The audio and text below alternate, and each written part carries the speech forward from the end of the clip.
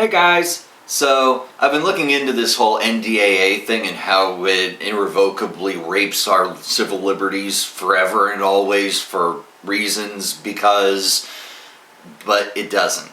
The worry here is that this or future administrations will abuse the vagueness of the language of Section 1021 and strip us of our First Amendment rights because journalists won't be able to post anything critical of the government because that's giving substantial support to the enemy, or activists will be indefinitely detained or rescind habeas corpus where you get to stand in front of a judge and in a court, but it doesn't do any of that.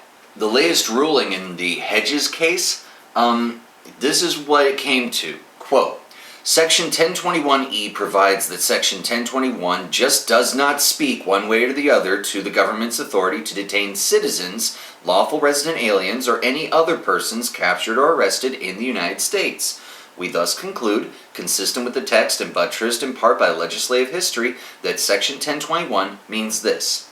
With respect to individuals who are not citizens, who are not lawful resident aliens, and are not captured or arrested within the United States, the President's AUMF authority includes the authority to detain those responsible for 9/11, as well as those who were a part of or substantially supported Al-Qaeda, the Taliban, or associated forces that are engaged in hostilities against the United States or its coalition partners.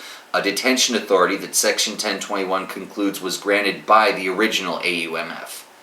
But with respect to citizens, lawful resident aliens, or individuals captured or arrested in the United States, Section 1021 simply says nothing at all.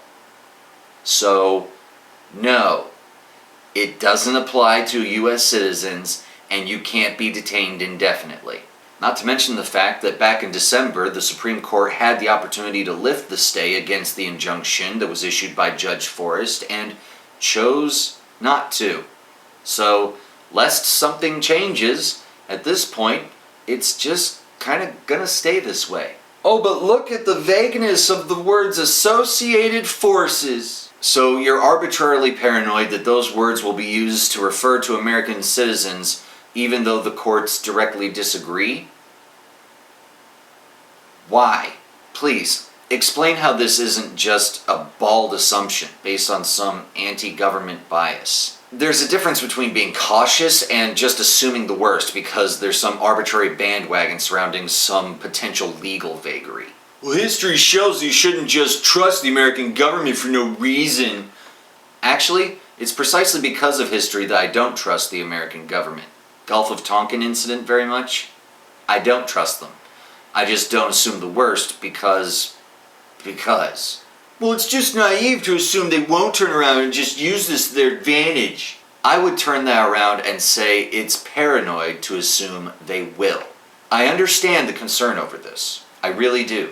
I too used to view the government as some monolithic entity as opposed to the nebulous conglomeration of individuals that it actually is. But what I don't think can be defended is the vehemence with which people defend this idea that this arbitrary legal vagary will be used for nefarious, maleficent purposes. It's not even just a slippery slope, but a bald assumption of intended evil and eventual abuse by an imagined future administration. To me, it seems like this was given significance because a bunch of selectively credulous people, fueled by anti-government paranoia, decided to jump on an arbitrary bandwagon that fights against a non-issue like it's the end of liberty as we know it.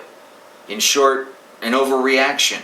And hey, not to throw stones here because I jumped on that bandwagon for a while too myself. But now that I'm off it, my humble suggestion is that we reel it in a little bit and maybe redirect our focus to real issues. That energy deserves to be invested in actual issues right now, not some theoretical fear-mongering. Just saying. Long days and pleasant nights.